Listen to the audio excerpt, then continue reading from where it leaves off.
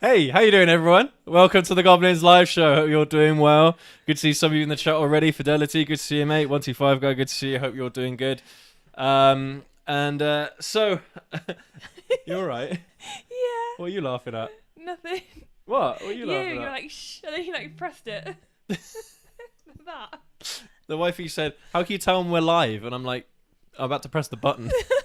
Because it doesn't just start straight away. Oh, It I thought starts. it did. No. So it like pre-records a little bit and then shows it. Oh, okay. But Continue. anyway, so we've got a very interesting show lined up for you today. We are going to discuss about how ICE motorcycles might not be dead after all, which is going to be very interesting. And we're also going to talk about a little bit about the whole Harry Dunn incident as well, aren't we? Yeah. Because we've never spoken about that before, but It's yeah, important. let's see, what we feel about it and how we feel and all that.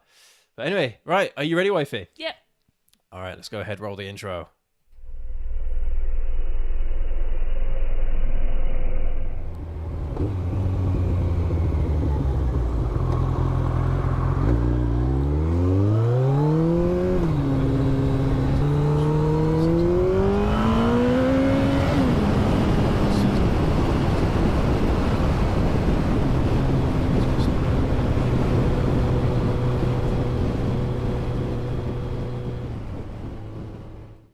How are things, wifey? How you doing? Yeah, fine. Is there anything interesting we've been up to this week?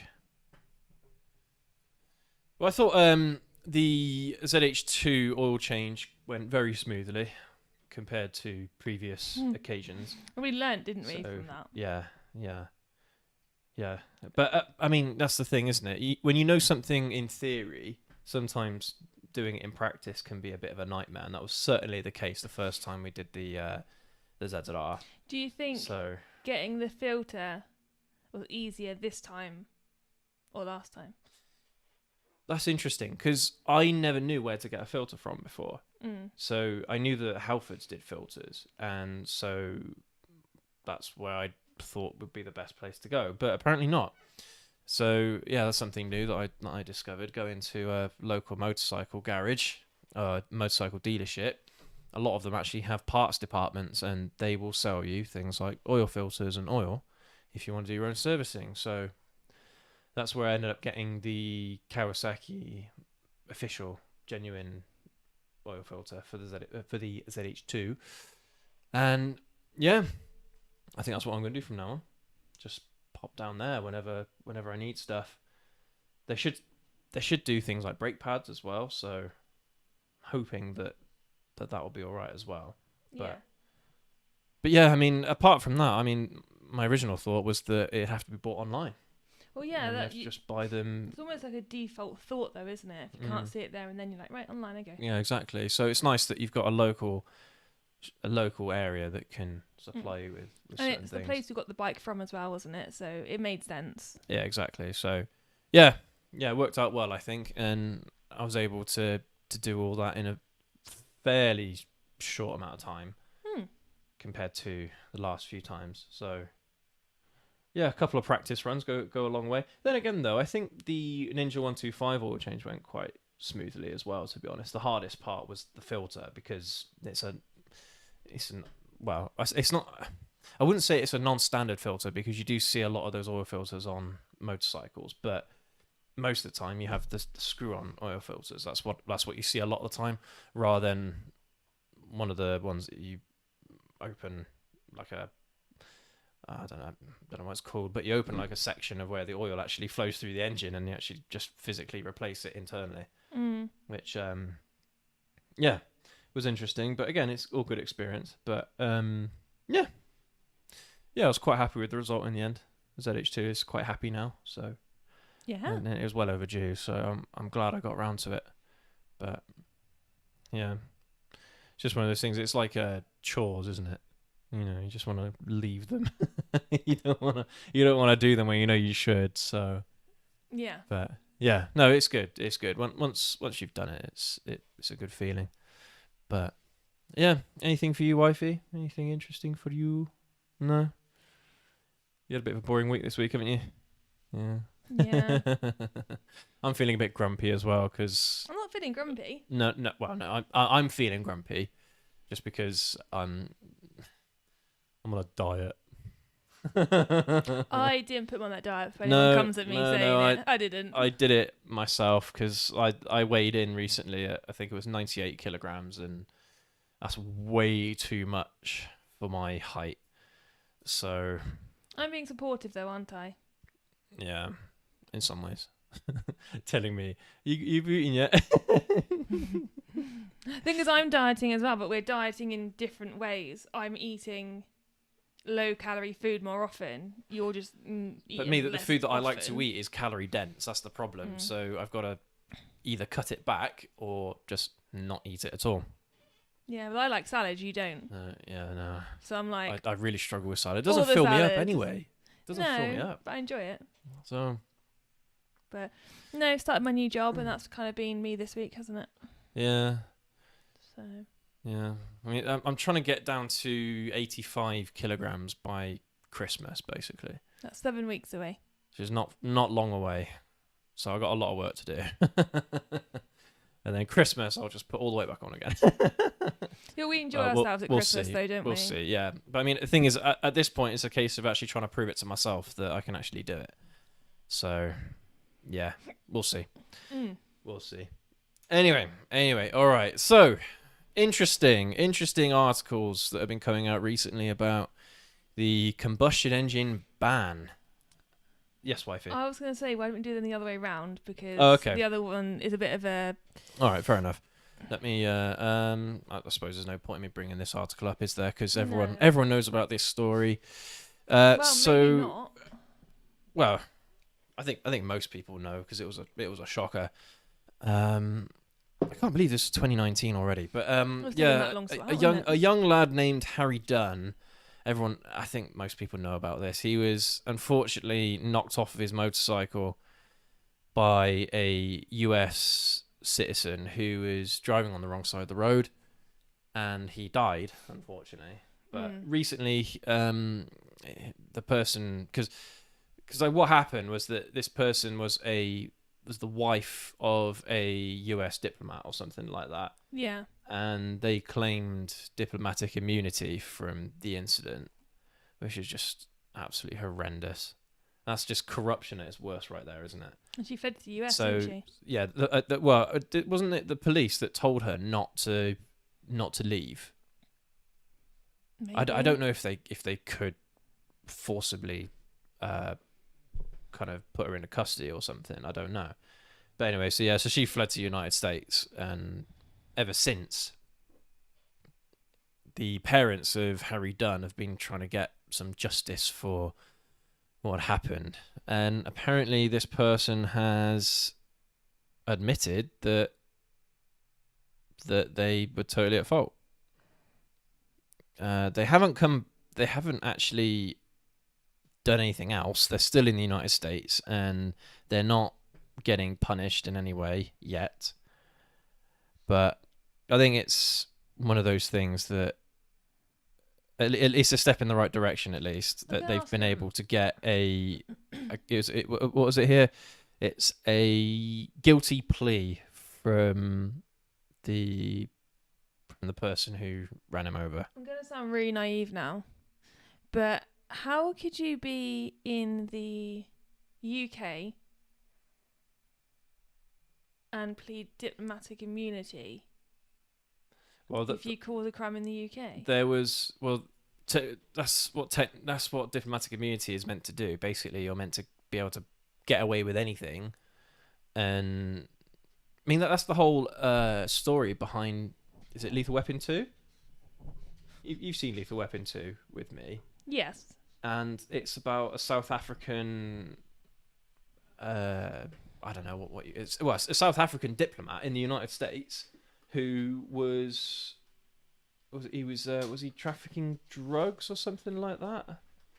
Oh god, I need to rewatch that movie. But he was trafficking something, and every single time the police would come sniffing around, he claimed diplomatic immunity. And that's basically the same thing here. Except the issue, right? So diplomatic immunity, it basically means that no one can touch you for anything that you do. because you are a diplomat. But you're trying to, kind of. Oh God, what's the word? I'm losing all my vocabulary today. You're trying to improve relations with another country, so the diplomats have immunity of the law in the country they reside in. So the privilege of exemption from certain laws and taxes granted to diplomats by the state in which they are working. Yeah. Although the controversy behind this is that it wasn't the lady. It was a lady, wasn't it? That ran over Harry. It was, yeah. The lady in question wasn't the diplomat. It was her husband that was the diplomat. And so everyone argued that, well, she's not the diplomat. How does she have immunity when she isn't the person that is working for the US government? Yeah, because a diplomat is someone who represents their country abroad. Exactly. It says here that if immunity is not waived, prosecution cannot be undertaken. Yeah. However, the State Department still has the right to expel the diplomat. In some cases, a diplomat's visas are revoked, and they and their family may be barred from returning to the United States. I mean, I guess if you're... Yeah. But it's a really difficult situation, isn't it? Because at the time, Donald Trump was the president, and he did say, I think just off the cuff, that they had diplomatic immunity just in conversation. Apparently, it actually applies to your family members as well. Okay, that's interesting. I suppose it depends on the country, but yeah, it's quite sad, the whole thing, because there's literally nothing you can do. So what you're telling me then is someone from any country in the world who has this diplomatic immunity can literally get away with anything. Yes. And the only thing that a country can do legally is simply kick them out of the country. That's it. Yeah. And revoke their visas. That's all they can do. Yeah. See, I don't think that's right. And how awful for the parents, though, who will never get true justice. No, they won't get anything for it. They won't get any compensation. They won't get any damages. They won't get nothing. This diplomat's wife, Anne Sakulis. Anne Sakolas? I'll say Anne. She'll be like, well, I've told you that I did it. That should be enough. That'll be her attitude, guaranteed. Still not justice, though, is it? No, it's not. I mean, and, how would she feel if it was her child? She can apologise as much as she likes, but... It doesn't change what she did. Exactly. And if she did that in the United States, well, guess what? She'd be in jail. So it makes it. If the laws were different, vastly different from one country to the next, then okay, fine. She did it in Florida. She'd be on death row. Well, that's what I mean. If it's no, I don't think they would have gone that far. You never know. No, I don't. I know that kind of crime wouldn't have got her on death row, but she could have had a manslaughter charge or something like that. Which would have been only what? Manslaughter charges aren't very high, are they? Is it 5 years in prison, something like that? From watching all my documentaries about death row and stuff in Florida and in Texas, you can get the death sentence you can be put on death row for things like that. You can be taken off death row again, but you can be put on death row for that. But it's only if it's deliberate. If it's a deliberate act, this isn't deliberate. No, but there are cases where people have just been around when someone's committed a murder, and because they're associated to the robbery that was taking place, they were also put on death row. So you don't know. Well, but it's not. That's not right. That's not right either, though, because being in the wrong place at the wrong time doesn't make you an associate to a crime. No. But anyway, we're kind of going off topic. What I'm saying is it's not black and white. No. But what I'm saying is that if this person is expected to, I don't know, receive some kind of justice for a particular crime they committed in their own country, then they should have that same punishment in the country they're visiting if they are a diplomat or what have you. But I don't know. There's a lot of, I think there's a lot of debate about this because obviously US citizens are like, well, she got diplomatic immunity, why does it matter? And we're all like, well, she killed someone. Yeah. So, and I mean, the thing is about all this, I've done this before where I have driven on the wrong side of the road. Yeah, we've been on a holiday before in Europe and just totally automatic pilot, just going onto the same side of the road that we would drive here in the UK. I've done that before. So I can't say that is, something that only a silly person would do or what have you. It's just a mistake. And it's unfortunate, but yeah. I mean, the thing is, even if this person was a British citizen, this Anne, and she did this, and she was arrested or what have you, the punishment wouldn't be that high anyway. Oh, I'm reading another article. It's on the Daily Fail, but Daily it Fail. says that this woman is due for sentencing the week commencing the 28th and faces up to 5 years in prison. That's what I mean. It's not a very big sentence. No. To be honest. But she's been ordered to attend her sentencing hearing in prison, but may avoid jail if she remains in the US. Yeah, which is what she'll do, without a doubt. Which is sad, but I mean, it's, yeah. I mean, when you think about it, is 5 years in jail enough time anyway? Probably not. If someone murders your kid, it's never ever going to be justified, is it? There's never going to be enough justice for that. She's on unconditional bail. Yeah. Yeah. Oh my God. Yeah. When asked how she pleaded to the charge of causing death by dangerous driving, she leaned forward in her chair as she answered not guilty. When asked how she pleaded to causing death by careless or inconsiderate driving, she stumbled over her words before saying guilty. Same thing, isn't it? Yeah, basically, yeah. Well, I mean, there is no denying it, that she did it. That's the thing. There's no denying. Everyone knows the account. Everyone knows what happened.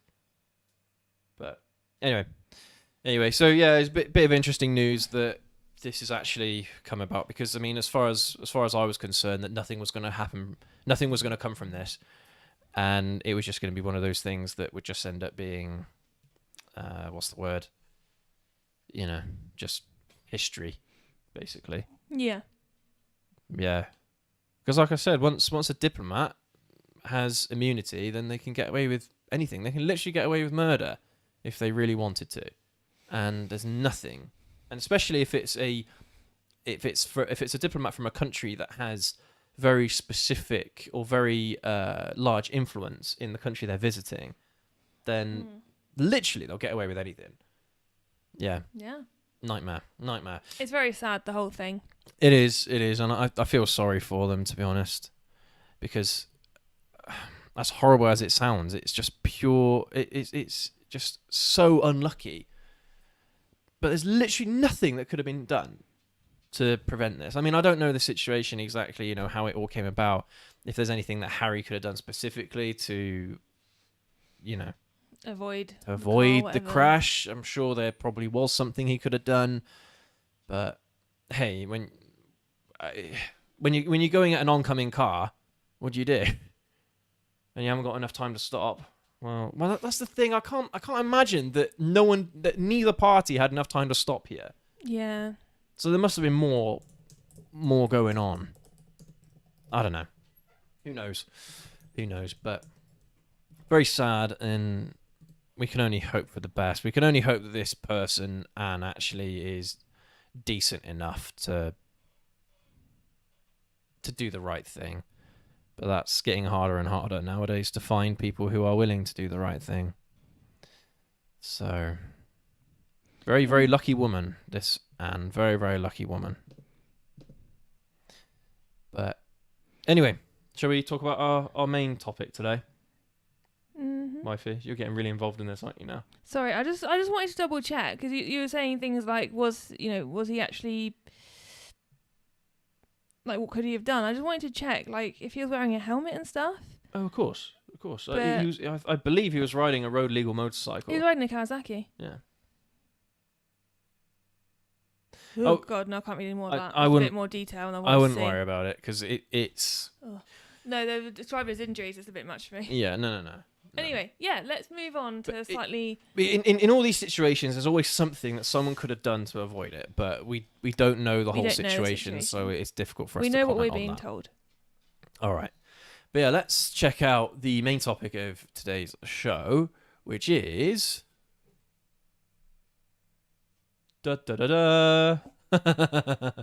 ICEs might be back from the dead.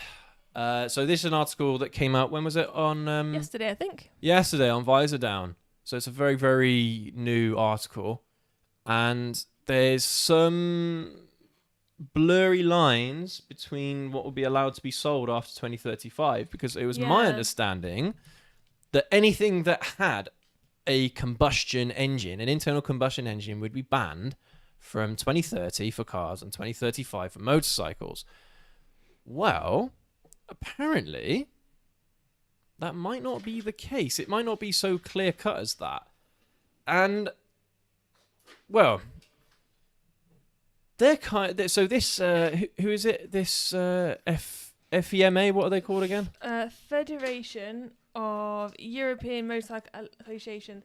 That's the Sharpie dog. Oh, there we go. Dog's got a Sharpie. It's turned green. It must have fallen off the desk. But yeah, Federation of European Motorcycle Associations. They think that we might be able to still buy ICE motorcycles as long as they're running on synthetic fuels. It says here, the agreement does not ban the sale and registration of carbon-neutral fuel-powered vehicles, such as those running on synthetic e-fuels. That means vehicles that burn biodiesel, synthetic petrol and hydrogen-powered engines can still be sold after 2035 deadline. We all knew about hydrogen-powered engines. I think, and they're kind of dead. I mean, no one's really investing in the technology, apart from Toyota, I think. But the fact that you could run biodiesel isn't going to be. You can't really run a motorcycle on diesel. There's no point. But synthetic petrol definitely is an option. It'd be more expensive, of course, but there's a whole load of potential options that we could end up seeing instead of electric as so-called carbon neutral. Don't worry, it's just me on this. Don't worry. I was going to say, if the whole thing starts collapsing, we're going to be in trouble. No, it's just a tightener for this mic stand. My thumb hits it every now and then. Oh, right. Because of where my knee is. But, yeah, so very, very interesting. And it does make me wonder whether or not some companies will continue investing in ICEs with this synthetic e-fuel in mind. It says here, FEMA, we'll say, the acronym, abbreviation, view is that motorcycles and scooters already produce much less CO2 than their four-wheeled competitors, making them a safer bet for the future and the environment. So, there's one thing that we don't know about, well, I don't know, is whether or not there has to be motorcycles, that I imagine so, they'd have to be manufactured to use e-fuels. And e-fuels, I mean, what could they be? I don't think this article actually specifies exactly what these synthetic petrols could be. But I mean, looking at it, it could be something. It could be something that obviously is burned, but produces zero CO2 or what have you. And there's no. I mean, they do say in this article here that it's not totally clear how this would all play out, and there's still a lot of work to do to differentiate the cleaner burning fuels for those that we currently ride and drive. So yeah, it's not necessarily that it's gonna happen, but it's definitely an option, and it's a bit of a loophole in the whole ICE ban, which I thought was absolutely fascinating. Yeah, can you imagine running on synthetic fuels? And you could, because it's ICE, you could remanufacture motorcycles to accept this fuel. You know? Yeah. There's no reason why you couldn't do that. So motorcycles that we are riding to this day could be converted or what have you into a motorcycle that could run on synthetic petrol. They get like a little doodad on it, which helps clean it out or whatever. No. Or actually change the bike. No. So what I mean is that so all engines are run on a very specific type of fuel. The engine is designed with a particular kind of fuel in mind, so it doesn't overheat, it doesn't overwear, things like that. So you wouldn't just, I doubt, it's possible, but I doubt you'd be able to run a synthetic petrol straight in a motorcycle. It'll probably blow up. Yeah. It probably wouldn't run it, or at least it wouldn't run very well. But there's no reason why you couldn't, say, redesign an engine or modify an engine to be able to run on this stuff. There's no reason why you couldn't. Now, the only issue with this, and I know this is going to happen because it always happens, synthetic petrol is going to be more expensive. Significantly more expensive. That's the only caveat to all this, that unless there is a way of making this stuff en mass production, then it isn't going to happen. And I mean, what I'm saying is mass production enough that the price is going to be kept fairly low. It won't, without a doubt. But it is still an option for anyone that really does want that original feeling, the original motorcycle feeling. You might be able to. You might still be able to in 2040, 2050. Because what they're calling them is clean ICE fuels. Yeah. But we don't know what those fuels are. It's not specific. In this article, it doesn't actually say specifically what those fuels could be. Yeah, I'm on another one now. I'm just seeing if I can get a bit more information. Like, for example, if it's based solely off of ethanol, which is usually it's made from cornstarch or what have you. So it does say... There is, obviously, because the whole thing between E5 and E10 fuels, there are certain cars and certain motorcycles won't run well on E10 fuel, older ones. Yeah. But by the same token, newer ones won't necessarily run all that well on E5 fuel because it's got a different ethanol volume. So it burns fossil fuel petrol and ethanol. I'm not a chemist, so don't quote me on this, but this is how I believe how it works. Is it the percentage of ethanol? Is it 10%? I believe that's what it is. So E10, I think it means that it's 10% ethanol, and before it was 5%. And the reason for that is that it's supposed to burn cleaner. So ethanol is supposed to burn cleaner, but not all engines are designed to run on higher ethanol levels in their fuel. So this is where all this is going to be a bit weird, because I mean, it might not even be possible to modify a motorcycle engine to run on synthetic fuels. It might not be even possible, but I don't know. Things go boom inside an engine, it pushes down a piston. Well, you've got an internal combustion engine. So who knows? It's like aluminium blocks might not be a thing anymore. I might have to go back to iron. We'll all be riding Harleys. But yeah, it's very, very interesting. And I mean, everyone's all a bit, including me, down in the dumps about the whole thing. And this might be just another option for people. So very, very, very interesting indeed. And I mean, I'm more curious about exactly what the synthetic fuels they're talking about. Because I do wonder if it's going to be more than likely ethanol based or alcohol based. There's absolutely tons of articles out there about this. I'm just having a quick look now, but they all say basically the same thing. Yeah. And they're all from the last sort of few days. But it's really interesting that because you know how it is. Everyone thought the same thing, that it would just be a blanket ban on anything that goes boom, because things that go boom usually create emissions and what have you. So you'd have thought that this would apply to any ICE engine, but apparently not. As long as the ICE engine can run on a synthetic fuel that doesn't create emissions, then we might be good still. Might be. Very, very big asterisk there. Right, bud. There you go. Some of these articles you have to be careful because some of them are still referencing the 2030 date, and that's not right anymore. 2030 for cars. Oh, is it? Yeah, 2030 for cars, 2035 for motorcycles. This one's saying 2040. It might depend on the country. It's Bennett's Insurance, so that's UK, isn't it? Who knows? I have no idea. But I mean, anyway, this Vice Now article is saying 2035, and I believed it to be 2035, but who knows? I mean, the thing is, this isn't going to work unless the manufacturers decide to actually invest some R&D into developing engines that can run on this stuff. Then it's not going to work. It will never work. And the only option that we'll have is refitting existing motorcycles, existing ICE motorcycles with parts that could actually run off this fuel. And there's no guarantee that could happen. But wasn't that I can't remember. It was an episode of Wheeler Dealers that I watched, ages ago, and it was about converting a Land Rover because it was a Land Rover that wouldn't pass emissions tests in the MOTs anymore. So instead, they were converting it to liquid gas. Is it? I'm gonna Google this, see if I can find out what it's called. But yeah, it's a conversion that was supposed to make this old Land Rover run legally again in the UK. Very expensive mod, but apparently is doable, and people can run their Land Rovers after that.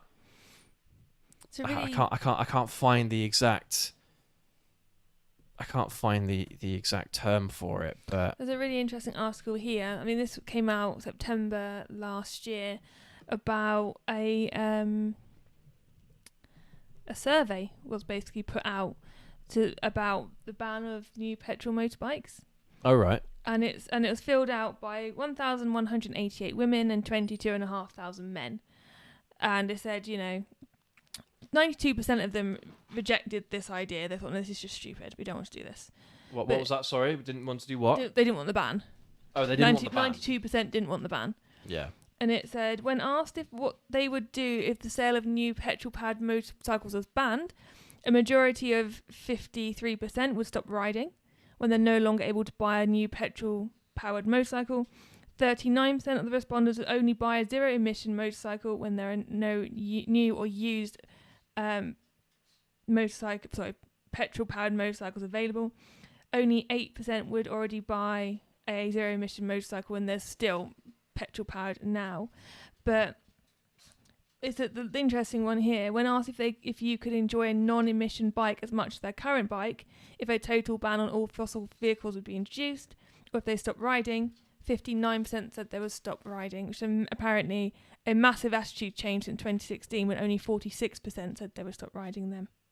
Yeah. It's just interesting seeing all these. I think it will change things. though, and the closer that we get to 2035 and these companies start rolling out their alternative ranges, people might start changing their minds. Thing is, this survey was actually given in multiple languages to multiple different countries. Yeah. So it's not just a small selection of honestly, people that was bikers are testing. bikers. It doesn't matter what country you come from. We are all interested in the same thing. We all love the hobby. We don't want to see it change. We don't want to see it disappear, because that's effectively what's going to happen. Because it's a global ban, isn't it? Yeah. Regardless of what country you're in. It's not global. Is it not? No, it's only going to apply to Europe. But the problem is that Europe has a habit of dictating the way how things are going to go for everybody. So just because Europe are deciding to ban ICEs by 2035, I think America's planning to ban ICEs by another date, maybe 2050 or 2040, something like that. All these companies are having to produce brand new motorcycles to fill the market. Yeah. And so it is going to change globally, but it's not going to change for everyone. But like India, China, it's not going to change for them. They'll still be running ICEs, no doubt, well into the 2050s. I think they said they wanted to go carbon neutral by 2050, but this is China we're talking about. So I doubt that they're going to do that. But anyway, it's yeah, that's just the way how it's going to go.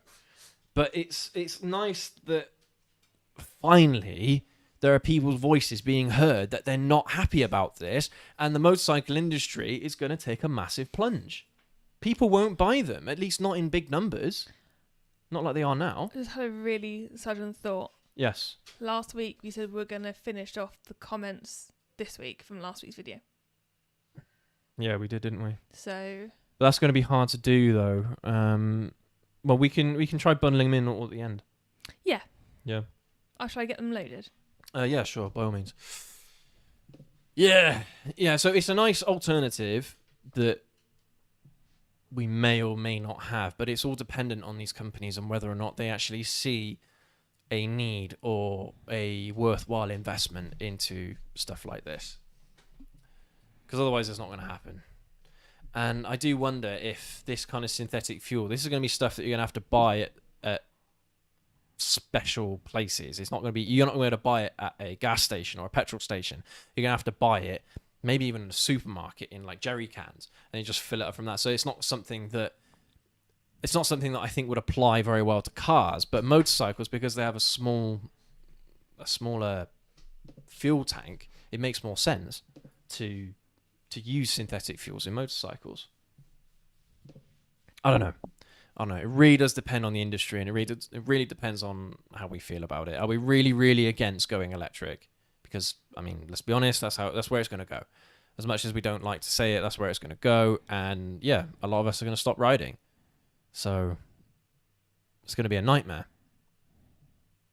So I'm really hoping that this will actually make a slight change in people's attitude in the future of riding as we know it. Yeah. I don't know. Shall we have a look at the chat? Yeah. Have a look at the chat. See. Oh, goodness me, what have I done there? See what you guys are up to. Hello, everyone. By the way. Hardcores D, how you doing, mate? Good to see you. Jim P, good to see you. Who else is in the chat? Nitrous Ninja, good to see you, mate. Greetings from Pittsburgh, Pennsylvania. Yeah, nice. My dad's favourite American football team, football team is Pittsburgh Steelers, so nice. Tokar Racer, nice to see you, mate. How you doing? Cooked Goose, how to see you? How good to see you. Good to see you. I was trying to say how you doing and good to see you at the same time. Sorry about that. Yeah, good to see you. All right, let's have a look. Let's see. 125 guy. So bike's running, but still needs new plastics. No, just run her naked. It won't. No, it's a disservice to do that to a little sport bike like that, isn't it? But yeah, good stuff. Oh, and you're actually going to go up to your full A license. Fair play. That's awesome. Nice. Let us know what bikes you're looking at when you get that, because it's a massive selection. Once you go up from a 125, the selection's huge. Yeah, there's a lot to choose from.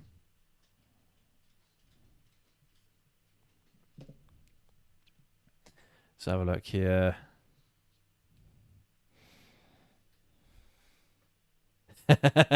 Jim P, you both look okay, even if you might be feeling a bit grumpy. Thank you, mate. Well, we gotta turn on our charm, yeah, our acting faces. So yeah, can't let our lifestyles or what have you get in the way of this. It's just unprofessional. So yeah, no, our attitude towards you guys isn't going to change. That's for sure. Oh, hardcores, yeah. Bear in mind the BMI based on data from 1950s. Yeah, no, BMI is actually a load of nonsense. Excuse me, I've got a hair in my mouth. You've got dog hair in your mouth. No, I think it's actually my own hair. Yeah, because BMI, it doesn't really work very well in the sense that if you have an athletic build or if you have a muscular build, it's going to say you're overweight. That's why BMI is useless. BMI doesn't calculate anything. It's totally wrong. So. But I know myself that I am overweight. I don't need to look at BMI chart or anything like that. I don't need to look at a chart. I know myself that I'm overweight, and I mean my weight should be, I think, around about 85. That's where it should be, 85 kilograms. I don't know what that is in pounds or stone. 140 pounds, something like that. I'm sorry, I don't know. Tell them what I did when I was setting up my app earlier. No. Oh. So I'm using an app to calorie count, and you have to put in MyFitnessPal. Yeah, you have to put in like how much you weigh and how much your age, your height, yeah, and your current weight. What I want to get to is how much you weigh and how much you want to weigh. Yeah. So I put in that I weighed 70 stone. Well, no, you wanted to put in 70 kilograms. Yeah, but I put in 70 stone. 70 stone. And then I wanted to get down to 64 stone. Didn't think anything of it, thinking, this is normal. Like, that's how I usually do it. And then wondered why it's so I could eat over 6,000 calories a day. Yeah. And I said to you, I think I've made a mistake. And you came in, you went, why? And I showed you. And you said that was like the size of a small elephant. No, but that's the weight of an elephant. Yeah, I felt better about myself instantly that I don't weigh the same as an elephant. But it's now where it should be. So yeah, the weight of a small car. Yeah. I don't know why. I didn't even think about it. Was funny, to be fair. And then I was like, oh, actually, no, I probably weigh about that much in stone. Yeah. So, and I'm not disclosing that on the internet, I'm afraid. But that was funny. A little smile on a dull day, wasn't it? Yeah, I suppose. A 125 guy. I love 125cc bikes. In my opinion, they're all you need in a bike. Still going to keep the CBR 125R and have a bigger bike as a second bike. I do wonder if you'll change your mind once you start riding the bigger bikes, even something around about 500cc.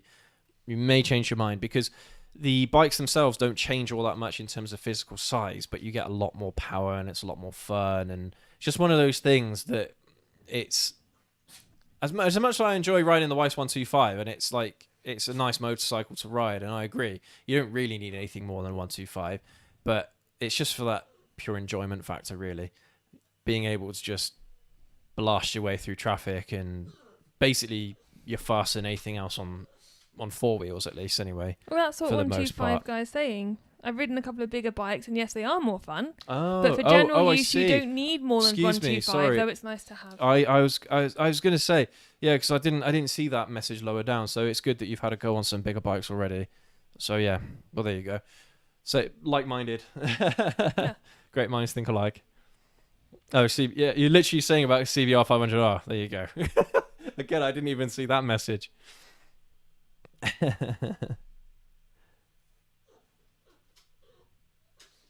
Yeah, Jim P. Again, I think we're all saying the same things, aren't we? Jim P. That 125 guy. I have ridden 12.5s and I've ridden 125s, and they are only some use. But when you get on a bigger bike, you can't believe the difference. It is a massive difference for sure. Massive difference. I don't think I would ever go back to a 125 as a daily rider for me. The lowest I would go is probably around about 500, maybe 600, 650, something like that. Parallel twin. Whilst we've got one, it's fun for you, isn't it? Yeah, exactly, yeah. Well, the thing is, I mean, it works out well for us because we're able to cater to a wider audience of riders.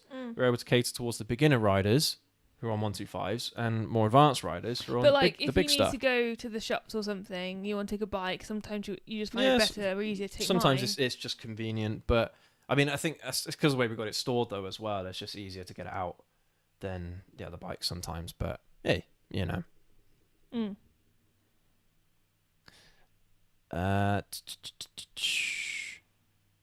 125 guy, yeah, no Dope Star, Mark or Lone Wolf today. No, they're missing. Well, they might still be watching. They might just not be in the chat.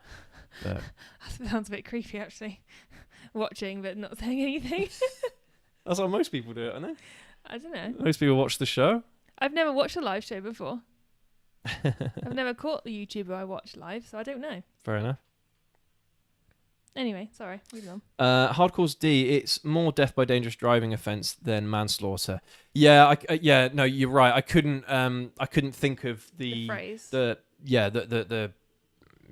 actual offence. But my thinking was that it was the equivalent to manslaughter, which isn't a big sentence really, even though you've killed someone accidentally, which is basically the same thing. But yeah, I imagine the sentencing is similar between the two. Well, that's what you said, wasn't it? Didn't you see it in an article that death by dangerous driving was up to 5-year sentence or something like that? So no, it's up to 14 years, but I think they're going to charge her with up to 5. Is what they were saying. So maximum 14, but her sentence is going up to 5. I don't know why. No, if you're sentenced for a crime, the crime is usually between a bracket of X amount. Yeah, if it's up to 14 years, they wouldn't charge them for the same crime for less than 5 years. They wouldn't do that. That's what the internet said. Weird. I don't run the internet. That sounds like a different sentence to me. Then it's not the same. She's not being charged for death by dangerous driving. She's being charged of something else. I don't know. Yeah, who knows? I just read what the article said. It's just legal stuff, isn't it? Who knows? It's like a different language.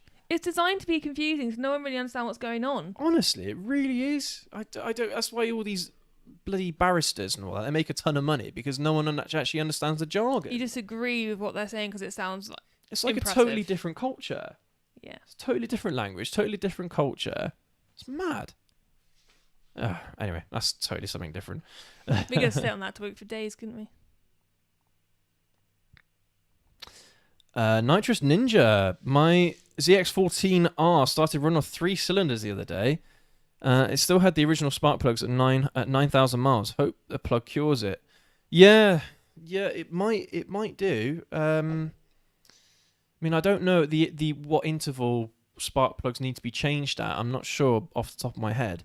But it might be around 9,000 miles. But it might be worth checking just in case you've got a burning a bit of oil as well. Just in case. I mean, I don't see why you would be if it's only 9,000 miles. Most bike plugs have a life of 10 to 20,000 miles. Okay, or less if the bike is thrashed. So it is under then. That's on MCN recommendation, News, but not far. Not far off. Okay. Maybe it is a spark plug. I mean, it could be. It says, you might have to test some of the circuitry. It says here, the most common signs of a bad spark plug includes startup trouble, rough idling, sluggish acceleration, declining fuel economy, engine misfiring, and engine knocking. Yeah. I don't know if that helps or not. Well, yeah, it's odd going randomly from 4 cylinders to 3.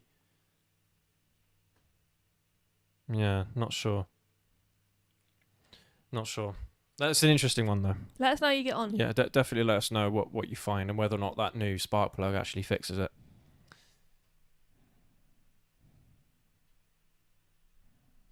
Let's have a look. What else? 125 got LPG. Thank you. Yes, that's what I was looking for earlier. But I was talking about the Range Rover. Oh, right. I was talking about the gas conversion. Yeah. Okay. Thank you, mate.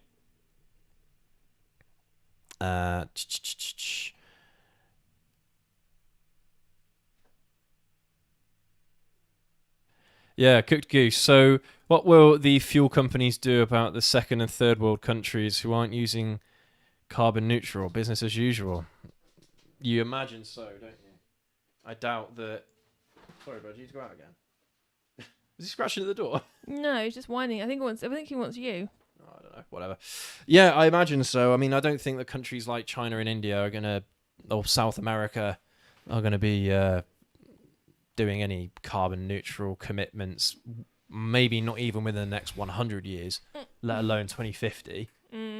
So, I mean, China might. China will probably be up there by 2050. I mean, so you can't take China at face value, can you? Because they'll say something like, "Oh, we want to be carbon neutral by 2050." They just lie. When 2050 will come around, they're like, "No, we said 2150." Yeah, exactly. So who knows? But yeah, I don't think that these oil companies, these fuel companies, are going to be that much worse off, to be honest, to what they are right now. Especially because these developing countries are going to be increasing GDP. They're going to be increasing population, increasing demand. So I think they're going to be fine for a long time to come. Companies like BP, Shell, they're going to be fine. Texaco. Yeah. They're even around still, Texaco. Yeah, they are. I think so, but I don't know. But yeah, they're just a distributor, aren't they? I don't know. Yeah.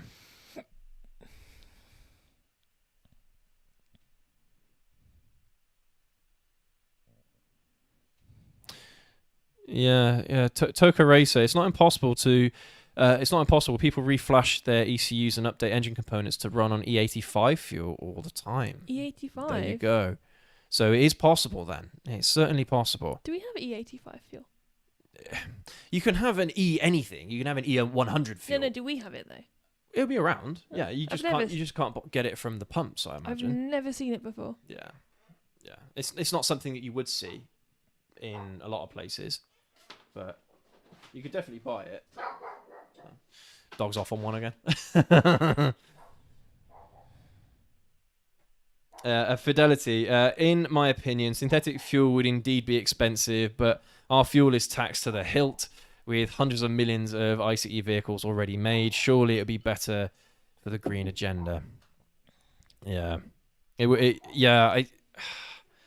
That's the thing, isn't it? Yeah, would they tax synthetic fuel the same way as they would regular fuel, pump fuel? Well, yeah, of course they would. It's all money to them. But the whole point of taxing the fuel is because of the emissions. They'll find some other reason to tax it. Of course they will. Exactly. But it'd be interesting, wouldn't it? It's never going to go cheaper for us, ever. But I mean, can you imagine, though, if you end up buying synthetic fuel and it's actually cheaper than pump fuel at the moment because there's no tax on it? It's mad. Absolutely mad. When they cut out the petrol and that, they're going to want to get their money from somewhere. So, of course, they'll start putting... Yeah. See, Toka Racer, you say here, if synthetic fuel gets too expensive, it might be worth just going to a hydrogen fuel cell vehicle. I don't think it would work. I mean, hydrogen fuel cell vehicles are just electric anyway. It's not hydrogen combustion. So hydrogen combustion would be better, but there's issues with hydrogen combustion anyway in how the engines are designed and how it gets stored. I mean, you need a fairly dense amount of hydrogen to be packed in a small space for it to work on a motorcycle. So, yeah, I don't think hydrogen fuel cell would actually work. But, yeah, I don't know. That's the thing. A lot of people argue with hydrogen fuel cell. There's no point because you might as well just go full electric at that point. Because you still have an electric vehicle. It's the same thing, except it's being propelled by the hydrogen that you fill it up with, and there's all sorts of inefficiencies supposedly with hydrogen fuel to begin with. So yeah, I don't know. Hydrogen would be a nice alternative, but I think a lot of countries are becoming more and more skeptical. I didn't read this article, but there was an article that came up on my news feed recently about Britain. Has Britain kind of closed the doors on hydrogen fuel? So that sentiment is clearly around. I'll have to try and dig it up and see what the article was actually about. But yeah, Cook Goose depends on how belligerent China becomes after they invade Taiwan. Oh dear, it's true, isn't it? Oh, Lone Wolf, you are here, mate. Good to see you. Good to see you. We need to play like some kind of royalty theme. Yeah. Fanfare, yeah. Yeah. And Derek is also joined, and Dusty Steele. Dusty Steele, good to see you, mate. Derek, good to see you. How you doing? Welcome. Oh, Jim P, I can remember approximately 20 years ago when they tried to introduce LPG fuel cars. It was an absolute disaster. Oh. Do you know what? I'm not surprised. I'm not surprised at all. Because, I mean, you don't see them very often, and I don't know. At that point, there's kind of no point in doing the conversion, is there? You might as well just get another car, something different. But, yes, that's everything in the chat. Dusty Steele, not sure if they have coil packs, but it could be that also.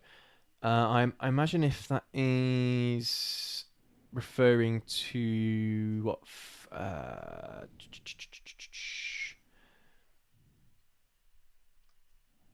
Let's have a look here. Sorry, guys, I'm jumping around through the chat here. Which chat is this? Today's chat. Yeah. No, I'm talking about the ZZR, the ZX14, going down to 3 cylinders. Yeah, I wonder if that's in response to Nitrous Ninja, maybe. Yeah. Oh, Slick Silver Singh, good to see you, mate. How you doing? For hydrogen combustion to be viable, hydrogen fuel is just not dense enough. You need a comically large fuel tank. It's true, isn't it? Because I'm sure that a lot of you have seen this, where Toyota, they were showing off their hydrogen combustion Yaris. And it sounded really good, it looked really good as it was going around the track and stuff like that. And then afterwards you realise that they've got the hydrogen fuel tank, it takes up the whole boot space. The whole boot is filled up with the hydrogen fuel. So there's no boot space at all? No boot space. And there was also issues with the engine knocking. There was also engine with hot spots in the engine and things like that. So it's not viable. I'm going to really embarrass myself now. Okay. And I'm going to put a nasty comment on that video. I'm going to prove him right. I don't know what I'm talking about. So if it's... Don't worry about it. Oh, we bring you on for your good looks, wifey. Oh, thanks. And for my well-placed questions. To be fair, I mean, she's learning. You're learning quite a lot anyway. I am learning. You know, I mean, I'm learning. There's loads of stuff here that I don't know about, for sure. This is part of the process, isn't it? If you want to know what I'm talking about, if you go to the live show clip about the Aprilia, there's a comment in there. Touched a bit of a nerve. Anyway, so if the hydrogen box, I guess, tank is in the boot. Yes. What's in the front? The engine. But what? I'm confused. But that's so a hydrogen combustion engine. It still has an engine like a normal one. So you know an engine in the front of the car. Yeah. Engine in the front of the car. Usually with ICEs, with petrol cars, diesel cars, you have the fuel tank that's underneath the boot or around the boot. But that's in the boot. But you need such displacement, you need so much volume inside the tank for the hydrogen fuel itself that the tank is massive, and so it takes up the whole boot of the car. That's why I don't think it works.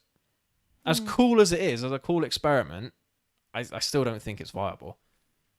And I mean, no, it's interesting. Hydrogen itself, unless you can really, like Slick Silver was saying about, you can't condense it enough. It has to be like ridiculously cold to pressurize it enough to make it worthwhile. So if we just take the car as an example. Yes. Because I imagine, I guess it would work as a bike as well. So if you have like the Yaris, which is a typically smaller car, and then you did the same thing with a pickup truck, which obviously has needs a bit more oomph, would you have a bigger, the hydrogen tank size stay the same? Or do it need to be bigger? It probably needs to be bigger, because I imagine it would have a bigger displacement, so it probably need more hydrogen to run. So it'd be the same with like a 125 versus the 1400. The size of the tank, the hydrogen tank would be different. It'd be more than that. Yeah. It'd be bigger. Significantly bigger. That's what I'm getting at. Yeah, that's what I'm asking. So you can imagine that the pickup itself would be just full of a hydrogen tank. How is that viable? It's not. That's what I'm saying. It's not. There's no point. Unless they find a way of somehow being able to pressurize hydrogen efficiently, cheaply, and without needing like a giant freezer in your car. We're going to end up with like those 1950s American cars. Like, Richard Hammond has the tank is like, the front of it's massive to be able to fit everything in. And you're going to be driving like submarines around. Yeah, no, it wouldn't work. No. I mean, you could use that in trains, in locomotives.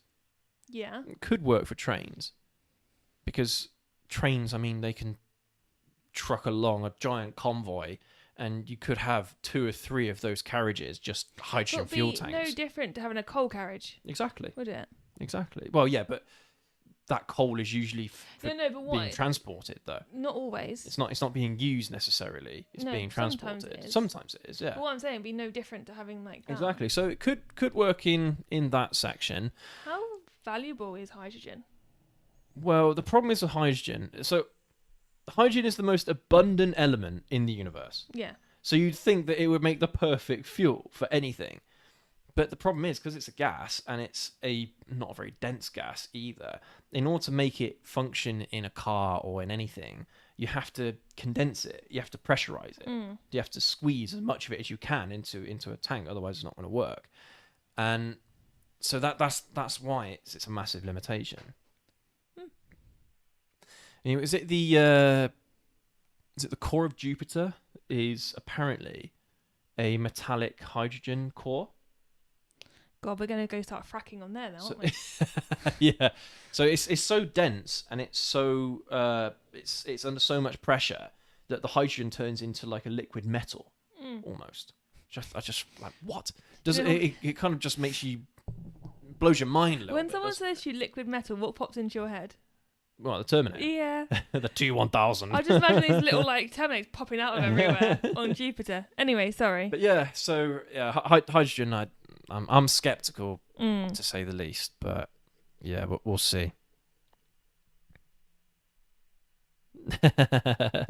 Lone Wolf, confused. Why play a theme when I arrive? I'm no one special, just a guy that likes motorcycles, especially the ZX14. That's why everyone who's on this channel deserves a fanfare. Well, yeah, but Lone Wolf in particular, because do you remember when we had like no one watching the live shows? Lone Wolf was always there. Yeah. Always there. So no, you have a special place in our hearts, mate. You really do. And that 125 guy. Well, that's what I mean. I mean, Always what there as 125 guys started coming in regularly, and Fidelity started coming in regularly, and some other viewers. So it's kind of, but it's kind of built from that small core of viewers, which is just fantastic. So yeah, that's why. I was thinking about this earlier, and it's something we'll probably cover off in a few weeks. But like that first live show, we were just talking to each other. Effectively, literally, yeah. We didn't have any viewers. I'm gonna have a quick look and actually see if we had any chats in that day. I don't know. I'm gonna have a quick look. You carry on. Maybe. It's yeah, good to see you, Derek, mate. Yeah, have a good evening.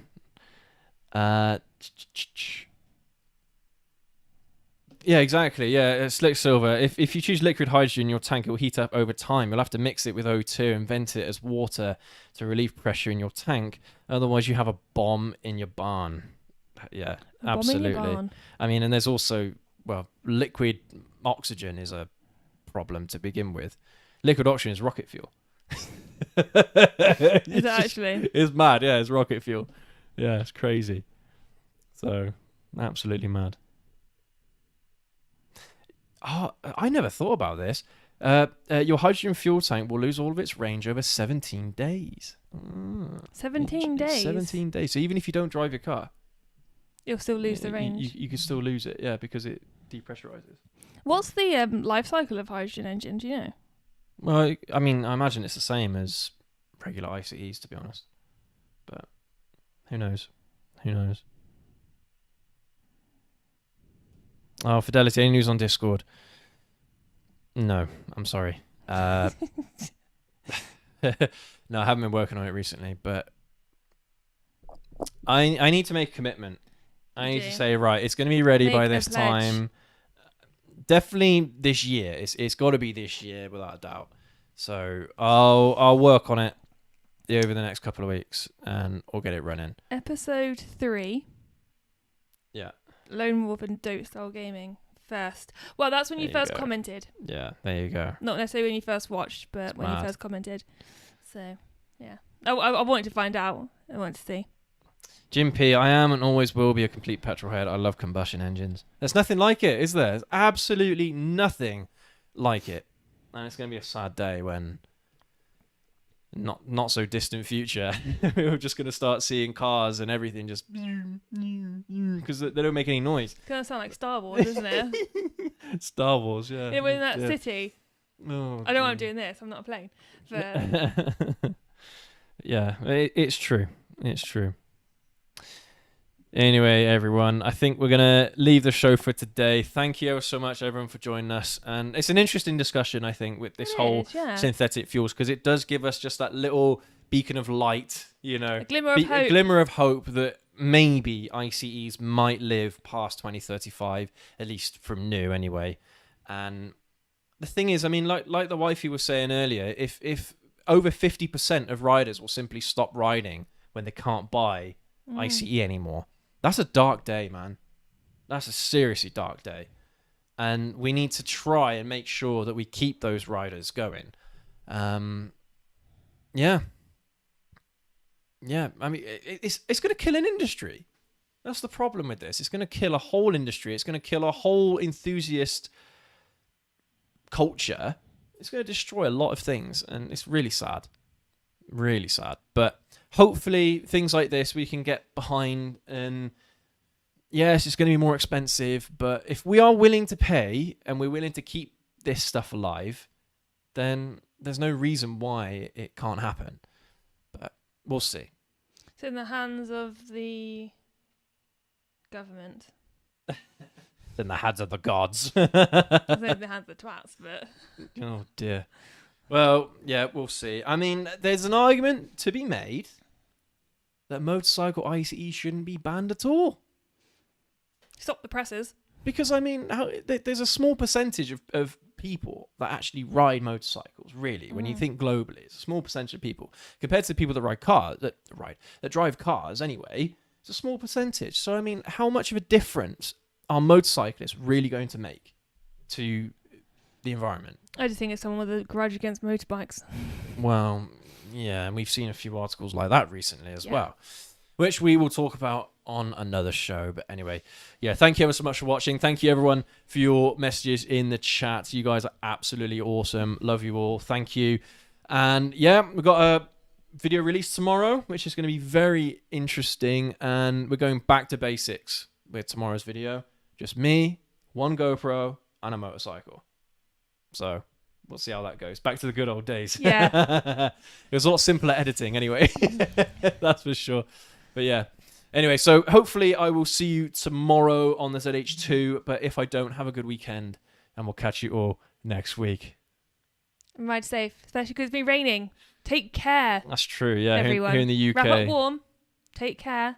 Ride safe. Yeah, it's true. The weather's taken a dark turn this week. And it's getting darker earlier. We care about you guys. Just be careful. Be safe. Honestly, why do we need daylight savings anymore? That's a whole different topic for another day. No, because I like to try and shoot a video during the midweek, and now I can't because it's too dark. I know. It sucks. By the time I finish work at 4 or 5 o'clock, it's dark, and I can't film anything. Yeah. Anyway, that's another discussion for another day as well. But yeah, take care, guys. We'll see you next week. Have a good one.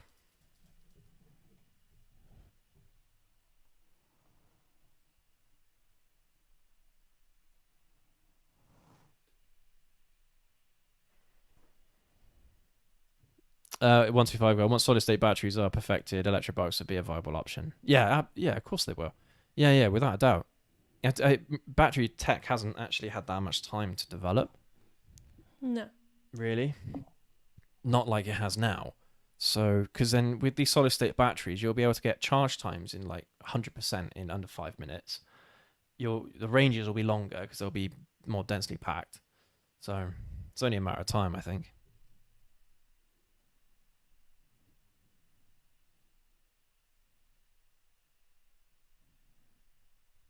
Oh, fireworks. Well, right now, outside. Can you hear them? It must be in the distance.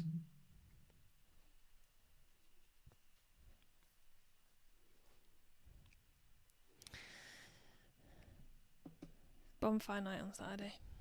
Prepare yourselves.